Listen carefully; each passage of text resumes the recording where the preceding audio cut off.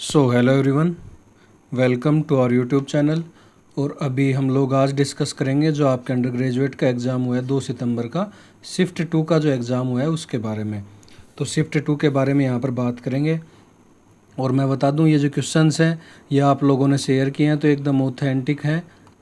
2-3 जगह से हमने क्रॉस चेक भी किया है, 3-4 लोगों से पूछा भी है, तो ऑथेंटिक क्वेश्चन है। और इनकी जो लैंग्वेज है वो थोड़ी सी आपको आपके एग्ज़ाम से चेंज लग सकती है, क्योंकि ये क्वेश्चन हम डिज़ाइन करते हैं तो इस वजह से थोड़ी सी लैंग्वेज इधर उधर हो सकती है। बाकी क्वेश्चंस वही रहते हैं, तो उसकी आप चिंता मत करना, क्वेश्चन सेम है। और इसकी पीडीएफ जो है वो टेलीग्राम ग्रुप में डाल देंगे। टेलीग्राम ग्रुप का लिंक आपको कमेंट सेक्शन के अंदर मिल जाएगा। वहाँ पर पूरी कम्युनिटी है तो आप वो ज्वाइन कर सकते हो। कोई डाउट आए, कुछ भी डिस्कस करना हो तो वो भी डिस्कस कर सकते हो। और एज यूजुअल मैं बता दूं, मैथ और जो रीजनिंग का एनालिसिस है वो लास्ट के अंदर रखा है, और जो जीके जीएस है ये भी लास्ट के अंदर। ओवरऑल इसके लेवल की बात करेंगे, कैसा लेवल रहा और कहाँ से क्वेश्चंस उठ कर आए थे, कौन से टॉपिक पर भी आप फोकस करें। तो चलिए शुरू करते हैं बिना टाइम को वेस्ट करें। जो लोग चैनल के ऊपर नए हों वो लोग चैनल को सब्सक्राइब जरूर कर लें। पहला क्वेश्चन है, 97वें अकादमी अवार्ड्स में बेस्ट फिल्म का अवार्ड किसे दिया गया? Which movie won the best film award in 97th academy awards? मतलब कौन सी मूवी ने जीता है ये बेस्ट फिल्म का अवार्ड 97th अकेडमी अवार्ड्स के अंदर? तो ये हो जाएगी अनोरा। जो अनोरा है इसको मिला है बेस्ट मूवी का अवार्ड। और डायरेक्टर कौन हो जाएंगे? बेस्ट डायरेक्टर का अवार्ड पूछ ले तो बेस्ट डायरेक्टर का अवार्ड हो जाएगा शॉन बेकर। शॉन बेकर जो है ये बेस्ट डायरेक्टर का अवार्ड हो जाएगा। और अगर आपसे एक्टर पूछता बेस्ट एक्टर का अवार्ड किससे मिला है तो ये हो जाते एड्रियन ब्रैडी। और अगर एक्ट्रेस पूछ लेता तो ये हो जाती माइकी मेडिसन। माइकी मेडिसन जो है ये बेस्ट एक्ट्रेस हो जाती। बाकी अगर अपने से पूछता कि इंडियन मूवी जो है वो किसने जीता है तो बेस्ट मूवी इंडियन की अगर बात करें तो इंडियन में हो जाएगी 12th फेल ने जीता है भारतीय में। इसके डायरेक्टर कौन है? विधु विनोद चोपड़ा। विनोद चोपड़ा जो है इसके डायरेक्टर हो जाएंगे। और अगर यहाँ पे पूछता बेस्ट एक्टर का अवार्ड तो इंडिया के अंदर बेस्ट एक्टर का अवार्ड हो जाता है SRK का जवान के लिए। और जो विक्रांत मैसी हैं, विक्रांत मैसी ये 12th फेल के लिए। एक्ट्रेस अगर बोलता तो एक्ट्रेस हो जाती रानी मुखर्जी। रानी मुखर्जी जो है ये बेस्ट एक्ट्रेस हो जाती कौन सी मूवी के लिए? Mrs Chatterjee versus Norway. तो ये हो जाएगा। अगले क्वेश्चन की ओर चलते हैं। नेक्स्ट क्वेश्चन है, अमरकंटक की पहाड़ियों से निकलकर पश्चिम की ओर कौन सी नदी बहती है? अपने से पूछा था जो वेस्ट वर्ड है। Which river flows westward word है westward originating from the Amarkantak hills. तो अमरकंटक की पहाड़ियों से जो निकलती है और वेस्ट वर्ड फ्लो करती है तो ये हो जाएगी अपनी नर्मदा। नर्मदा रिवर जो है ये हो जाएगी। और अगर अपने से पूछ लेता ईस्ट वर्ड, मतलब पूर्व की ओर बोल देता, पूर्व की ओर, तो ये कौन सी हो जाती फिर? तो फिर हो जाती सोन नदी। सोन नदी जो है अमरकंटक की पहाड़ियों से निकलकर पूर्व की ओर बहती है। नर्मदा जो है पश्चिम की ओर बहती है। नर्मदा गिरती कहाँ है? तो नर्मदा गिरती है अरब सागर के अंदर। अरब सागर में गिरती है ये। कौन सी किस टाइप की रिवर है? तो ये हो जाएगी peninsular river. Peninsular river. 2 type की रिवर होती होंगी, आपको पता हो गया, तो हिमालयन और पेनिनसुलर। तो ये पेनिनसुलर है। अभी कुछ अपन नदियों की जैसे बात कर लेते हैं जो मेनली अभी पूछ रहा है, तो वो मैं बता देता हूँ यहाँ पर। एक जैसे गंगा की अगर पूछ ले तो गंगा की हो जाएगी गंगोत्री। ओरिजिनेटिंग पॉइंट बता रहा हूँ, ये गंगा का गंगोत्री ओरिजिनेटर पॉइंट हो जाएगा। गोदावरी की अगर बोले, गोदावरी का पूछ चुका है, अंडर ग्रेजुएशन में पूछ चुका है और ग्रेजुएशन में पूछ चुका है NTPC के अंदर। तो गोदावरी का हो जाएगा जो त्र्यंबकेश्वर है, यहाँ पर त्र्यंबकेश्वर के अंदर। कहाँ पे है ये? नासिक के अंदर। और इसी को अपन बोलते हैं दक्षिण की गंगा। दक्षिण गंगा। ये पूछा है इसलिए बता रहा हूँ, इम्पोर्टेंट है थोड़े से। कुछ और अगर बात करें तो जैसे महानदी का पूछ लेता है तो महानदी का हो जाएगा छत्तीसगढ़, महानदी का छत्तीसगढ़ हो जाएगा। और सतलज का अगर पूछे, सतलज का हो जाएगा राजस्थान, जो कि अभी यहाँ पे एक ब्यास का पूछ लेता है। ब्यास क्या है, अभी फ्लड ला रही है, कहाँ पे ला रही है, मनाली और इधर ये जो हिमाचल है इसके अंदर, और ये ब्यास वाला एरिया इफ़ेक्ट कर रहा है। फिर इधर आकर रोहतांग पास से निकलती है ये, और पंजाब में भयंकर बाढ़ ला रखी है अभी ब्यास नदी। चिनाब की अगर बात करें तो चिनाब हो जाएगी बारालाचला, बारालाचला पास है वहाँ से। तापी अगर पूछे तो तापी का हो जाएगा सतपुड़ा हिल्स, सतपुड़ा हिल्स जो है ये तापी हो जाएगा। और साबरमती अगर पूछ ले, साबरमती वाला भी आ चुका है, एनटीपीसी ने पूछा है साबरमती वाला, तो ये हो जाएगी अरावली हिल्स। अरावली की जो पहाड़ियाँ हैं यहाँ से साबरमती निकलती है। और अगर पूछ ले कि सोरो ऑफ बिहार किसको बोलते हैं, सोरो ऑफ बिहार, जो बिहार के अंदर अभी बाढ़ ला रखी है, तो ये हो जाएगी कोसी। और सोरो ऑफ ओडिशा पूछ ले तो ये हो जाएगी महानदी। और सोरो ऑफ बंगाल पूछ ले तो ये हो जाएगी दामोदर। अगले क्वेश्चन की ओर चलते हैं। उम्मीद करता हूँ ये समझ में आ गया होगा आपके। अगर आपको वीडियो पसंद आ रही है, मेहनत पसंद आ रही है, तो प्लीज़ वीडियो को लाइक और चैनल को सब्सक्राइब ज़रूर कर दें। एक लाइक और सब्सक्राइब से आपके एक लाइक और सब्सक्राइब से मोटिवेशन बढ़ता है, तो प्लीज़ ज़रूर करें। अगला क्वेश्चन है ऑप्टिकल फाइबर का प्रिंसिपल पूछा है, किस प्रिंसिपल के ऊपर काम करता है ऑप्टिकल फाइबर। तो ऑप्टिकल फाइबर बता दो, इस टाइप का होलो पाइप होता है, एक तरीके का ऐसे बोल सकते हो आपकी, एक पाइप होता है सिंपल, और इसके अंदर रे पास करते हैं। जैसे कोई भी रे पास करी तो एक एंगल, पर्टिकुलर एंगल से पास करते हैं, फिर वो वापस से टकराती है, ऐसे चलती जाती है इसके अंदर इस तरीके से। तो ये प्रिंसिपल होता है इसका total internal reflection, total internal reflection जो है इसके ऊपर काम करती है। पूर्ण आंतरिक परावर्तन, पूर्ण आंतरिक परावर्तन के ऊपर काम करती है ये। और पूछ ले काम कहाँ आती है, तो ये काम आती है जो अपने कम्युनिकेशन है वहाँ पे। जैसे जो अपने आप देखते होगे कि जियो फाइबर हो गया, तो ये फाइबर इसी वजह से लगा हुआ आगे, और एयरटेल का फाइबर हो गया, इस तरीके से मतलब कम्युनिकेशन वगैरह हो गए। इसके अंदर सिग्नल का लॉस बहुत कम होता है, ना के बराबर सिग्नल का लॉस होता है, और लंबी दूरी के लिए काम आती है ये, तो इस वजह से इसको काम में लेते हैं कम्युनिकेशन के अंदर। इसमें होता क्या है, जब लाइट, बेसिक प्रिंसिपल बता देता हूँ, when light travels from denser to rarer medium, जब लाइट ट्रेवल करती है डेंसर मीडियम मतलब सघन से हल्का वाला रेयरर मीडियम, तो इसमें जो इंसिडेंस एंगल होता है, इंसिडेंस एंगल मतलब जिस एंगल से इंसिडेंट होती है ये बड़ा होता है किससे, क्रिटिकल एंगल से।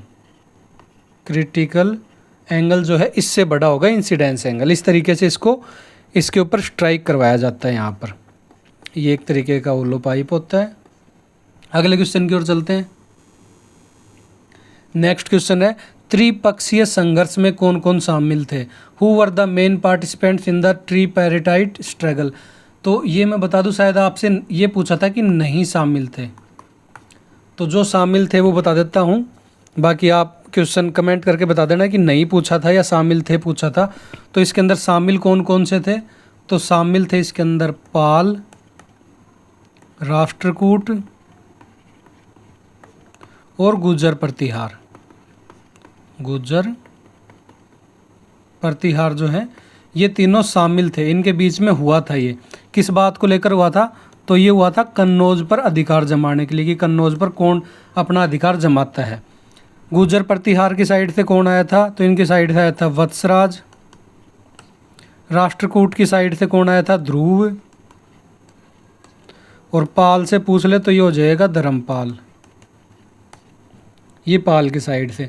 हुआ कब था ये? तो ये हुआ था 8वीं से 10वीं शताब्दी के बीच में ये था। बाकी बता ही दिया कन्नौज, और एक आपके शायद ऑप्शन था पल्लव दिया हुआ था, तो पल्लव जो है ये करेक्ट आंसर हो जाएगा क्योंकि ये शामिल नहीं थे पल्लव। अगले क्वेश्चन की ओर चलते हैं। बंगाल का विभाजन कब हुआ था? जो बंगाल है, when did the partition of Bengal take place? तो बंगाल जो है इसका पार्टीशन कब हुआ था ये पूछा है अपने से। तो बंगाल का विभाजन, पार्टीशन जो है ये हुआ था 1905 के अंदर। 1905 के अंदर क्या हुआ था? 15 जुलाई 1905 जो है इसको वाइसरॉय था करजन, वाइसरॉय करजन ने क्या करी? घोषणा करी थी। क्या घोषणा करी? कि पार्टीशन होगा। और लागू कब किया था? तो लागू करा था 16 अक्टूबर 1905 को कर दिया था लागू। फिर बाद में आते हैं हार्डिंगे। 1911 में आए कौन? हार्डिंगे।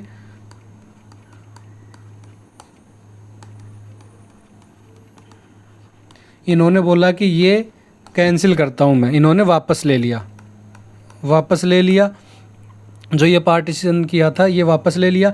और इसी 1911 के अंदर ही अनाउंस किया गया था कि जो कैपिटल है इसको कलकत्ता जो है कलकत्ता से शिफ्ट करेंगे दिल्ली। तो जो कलकत्ता है इससे कैपिटल जो राजधानी थी उसको दिल्ली शिफ्ट कर दिया था। क्यों करा था? क्योंकि यहाँ पर बहुत ज़्यादा ये जो फ्रीडम मूवमेंट है ये बढ़ गए थे, एकता ज़्यादा हो गई थी, इस वजह से शिफ्ट करना पड़ गया इनको। और पार्टीशन भी इसी वजह से हुआ था।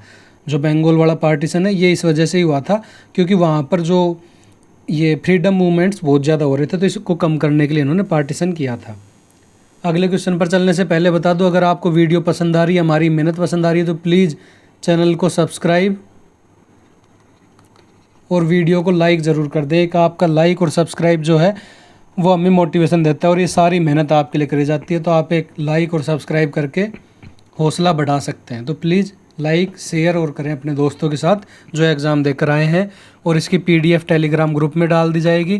टेलीग्राम ग्रुप का लिंक कमेंट सेक्शन में मिल जाएगा और वहाँ पे पूरी कम्युनिटी है। कोई डाउट आए तो आप शेयर भी कर सकते हैं।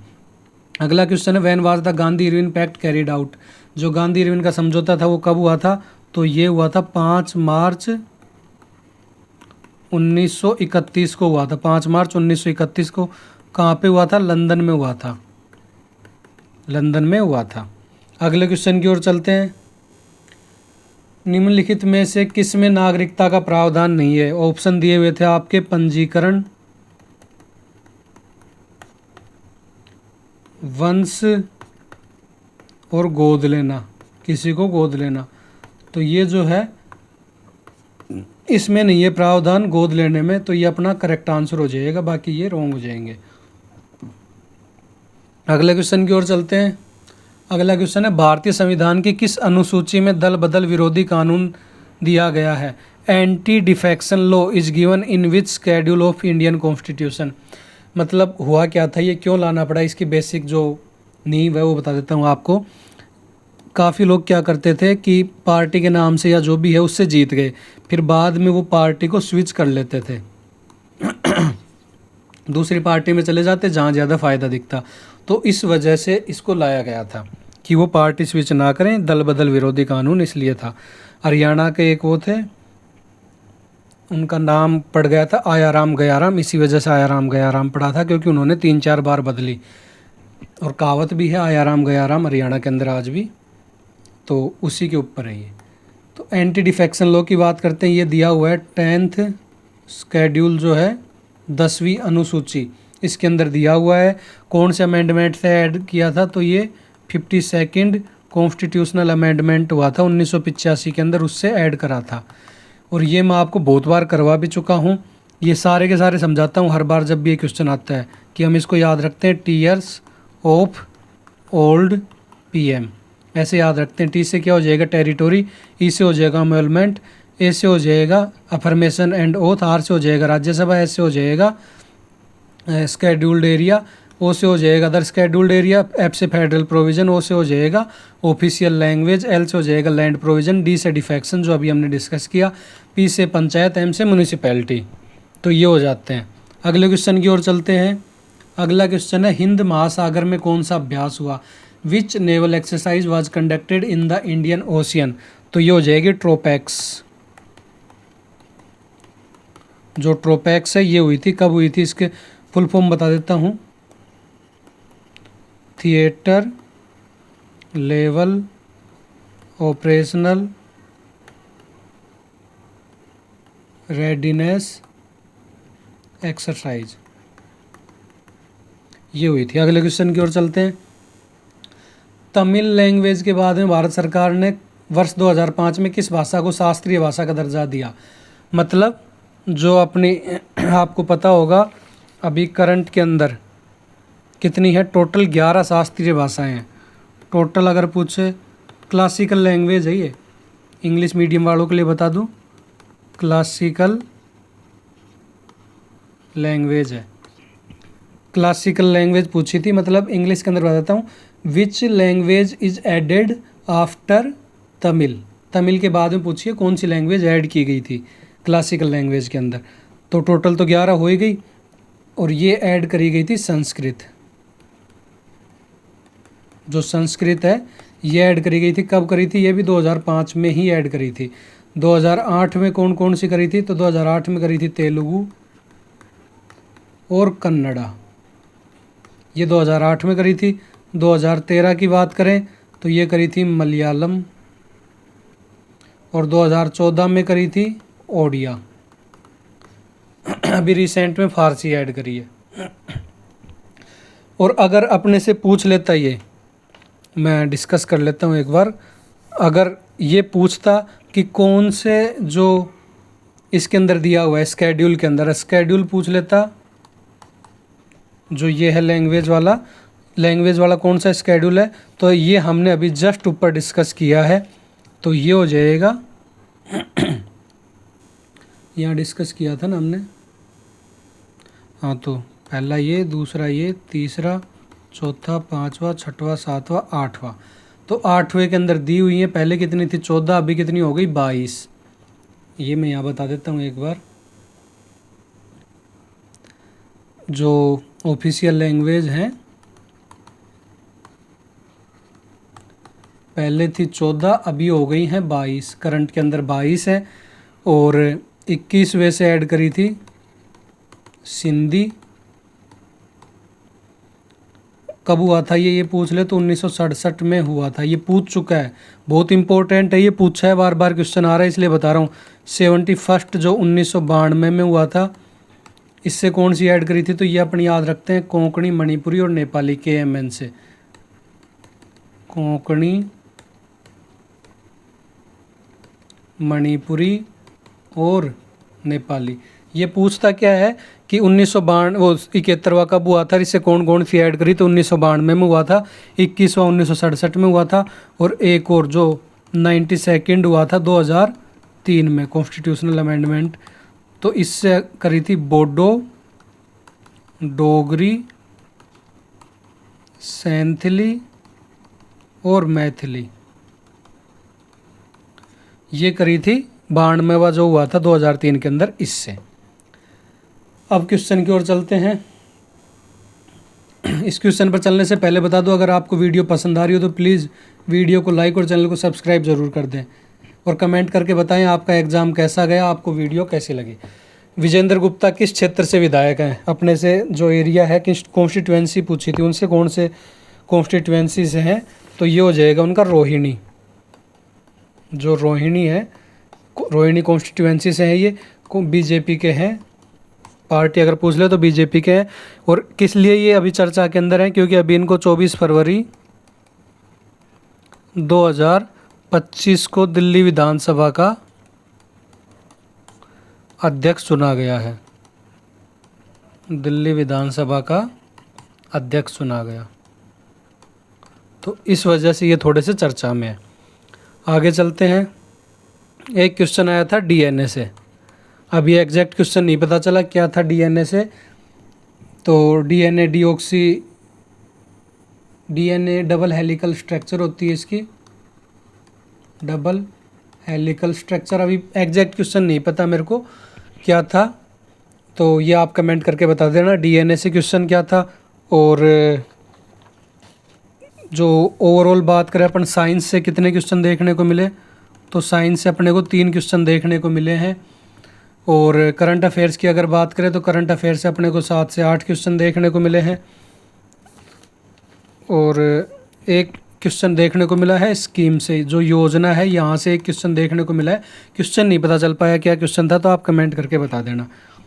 और बात करें मैथ की, क्या लेवल रहा ओवरऑल अगर मैं बताऊं, जो जीके जीएस है ये थोड़ी सी मॉडरेट बोल सकते हो आप, टफर साइड में थी।